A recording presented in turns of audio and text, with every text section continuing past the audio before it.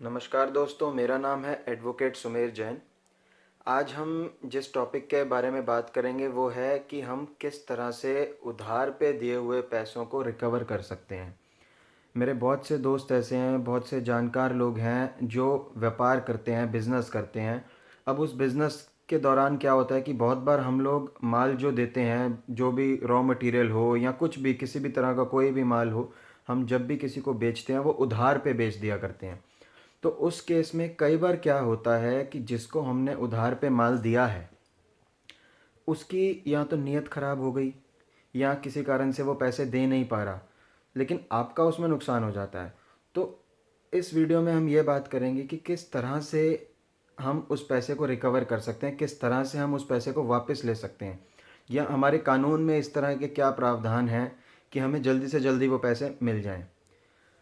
अब बहुत से लोगों को ये लगता है कि जब कानून की बात आती है, जब लॉ की बात आती है, कोर्ट कचहरी की बात आती है, तो लोगों को लगता है यार इस पे तारीख मिलेगी, बहुत टाइम लग जाएगा, ये अच्छी नहीं है, ये सब इसमें तो टाइम वेस्ट होता है। लेकिन मैं इस वीडियो के माध्यम से आप लोगों को ये बताना चाहता हूँ कि हमारे कानून में ऐसा प्रावधान भी है कि हम जिसमें जल्दी से जल्दी अपने केस को आगे बढ़ा लें, या फिर जल्दी से जल्दी अपने जो उधार पे दिए हुए पैसे हैं उनकी जजमेंट अपने फेवर में ले आएं। अब होता क्या है कि एक, शायद आप लोगों को पता हो या ना पता हो तो मैं बता देता हूँ कि एक समरी सूट होता है जिसे हम इस केस को हम फाइल करते हैं ऑर्डर 37 सीपीसी के अंडर। सिविल प्रोसीजर कोड में एक ऑर्डर 37 है जिसके अंडर हम समरी सूट फाइल करते हैं। इसमें क्या होता है कि ये बाकी सिविल सूट्स की तरह नहीं होता कि इसमें तारीख पे तारीख मिलती रहेगी, केस लंबा चलता रहेगा। इसमें इस तरह का कुछ नहीं होता। इसमें जो हमारे प्रावधान हैं वो ये हैं कि इसमें आप एक सिंपल लीगल नोटिस सबसे पहले भेजते हैं। जिसको आपने उधार पे माल दिया उसको आप सिंपल एक लीगल नोटिस भेजते हैं कि आप हमारे पैसे 15 डेज़ के अंदर हमें वापस कीजिए। तो ये लीगल नोटिस एक एडवोकेट के थ्रू आपकी दूसरी पार्टी को जाता है जिसको आपने उधार पे माल दिया है। तो लीगल नोटिस में आप उनको ये ऑप्शन देते हैं, जिसको आपने उधार पे माल दिया उनको आप ये ऑप्शन देते हैं कि हमारे पैसे आप 15 दिन के अंदर हमें वापस दे दीजिए, नहीं तो हम एक लीगल एक्शन आप लोगों के अगेंस्ट ले लेंगे, या फिर हम एक लीगल सूट आप लोगों के अगेंस्ट फाइल कर देंगे। मान लो आपने लीगल नोटिस भेजा और 15 दिन के अंदर उसका कोई रिप्लाई नहीं आता, मान लो महीना हो गया, महीना भर कोई रिप्लाई नहीं आया, उनकी तरफ से कोई कम्युनिकेशन नहीं हुआ, आपने कांटेक्ट करने की उनको कोशिश करी पर कोई उनका रिप्लाई नहीं आया, ना उनकी तरफ से ना उनके एडवोकेट की तरफ से कोई रिटर्न रिप्लाई नहीं आया, कोई फ़ोन पे कम्युनिकेशन नहीं हुई आप लोग आपकी उनसे। तो आपके पास एक प्रावधान रहता है कि आप सीधा कोर्ट में, आफ्टर लीगल नोटिस आप कोर्ट में एक समरी सूट फाइल कर सकते हैं ऑर्डर 37 सिविल प्रोसीजर कोड के अंडर।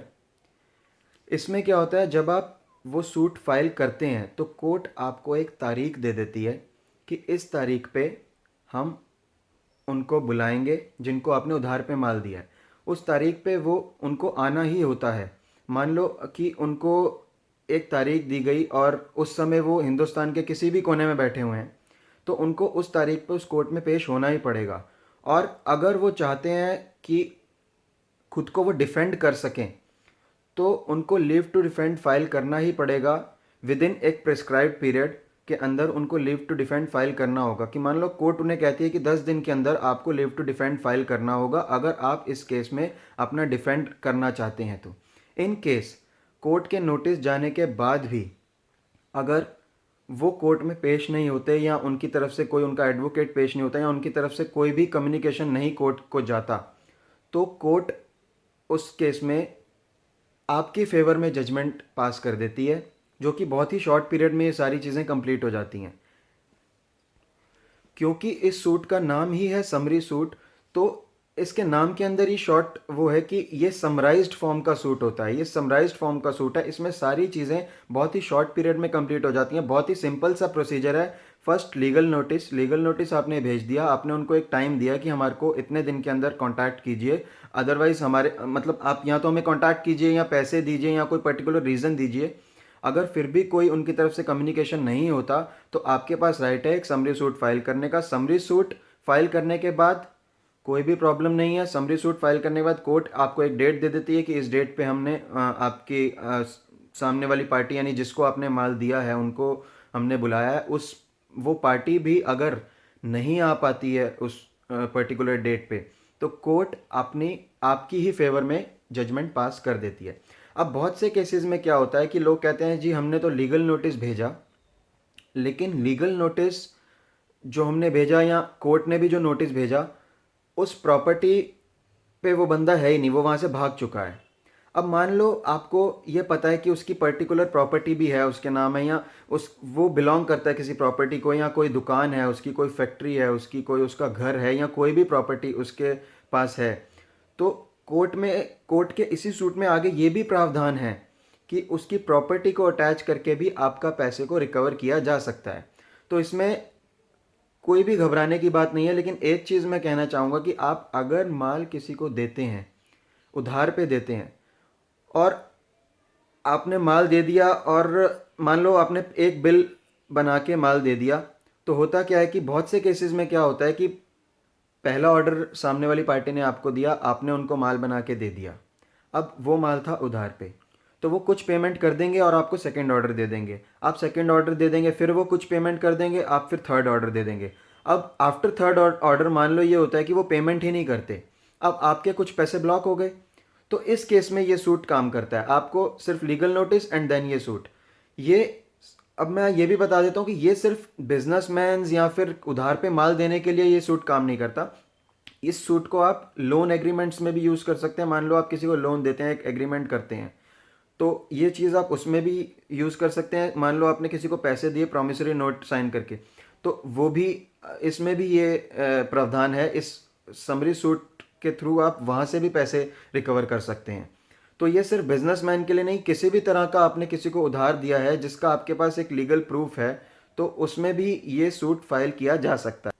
और एक मैं ये बात बताना चाहूँगा कि अगर आप किसी को उधार पे माल देते हैं तो प्लीज़ उसका पूरा रिकॉर्ड अपने पास रखिए, एक लेजर बना के रखिए कि आपने कब कब कितना कितना माल दिया, कितनी पेमेंट आपकी आ गई, और पेमेंट जो आई है उसे कोशिश कीजिए कि अपने बैंक अकाउंट में लीजिए। वो जो पेमेंट आई है उसका आप रिकॉर्ड रखिए, कितनी पेमेंट पेंडिंग है इस चीज़ का भी आप रिकॉर्ड रखिए। और जो भी आप माल दे रहे हैं उसका प्रॉपर जीएसटी बिल बना के रखिए, जिससे कि आप जब कोर्ट में जाएंगे तो आपको सूट के साथ वो सारी चीज़ें फाइल करनी होती हैं। मान लीजिए आपके पास एक लेजर है कि कितनी पेमेंट आ गई, कितनी पेंडिंग है, उसकी कॉपी आपको साथ में फाइल करनी होगी। प्लस कोई आपके जीएसटी बिल्स हैं, आपने कितना ऑर्डर माल उनको कितना दिया है, किस किस ऑर्डर का आपने बिल काटा हुआ है, वो सारे बिल्स भी आपको उस सूट के साथ कोर्ट में फाइल करने होंगे। तो बेसिकली इसमें जजमेंट जो है बहुत ही शॉर्ट पीरियड में आपको मिल जाती है। और सिविल सूट्स की तरह नहीं होता कि इसमें डेट पे डेट मिलेगी, 5-6 साल लगेंगे, ऐसा कुछ नहीं है। इसमें सब कुछ बहुत शॉर्ट पीरियड में हो जाता है।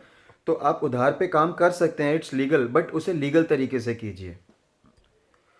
सो फ्रेंड्स, अगर आपको लगता है कि this is an information video, इस वीडियो में कुछ इन्फॉर्मेशन ऐसी है जो आपके लिए हेल्पफुल है या किसी और के लिए हेल्पफुल हो सकती है, so please share this information, share this video, so that others can also know what are their legal rights, how they can recover money from those people to whom they have given money on credit. Thank you. और इसके अलावा अगर आप लोगों का कोई question है, आपको अभी कोई कन्फ्यूज़न है किसी तरह की, लग रहा है कि यार कुछ समझ नहीं आ रहा, अभी भी कुछ लीगल नोटिस कैसे भेजें या क्या करें, you can contact me any time, I will answer all your questions.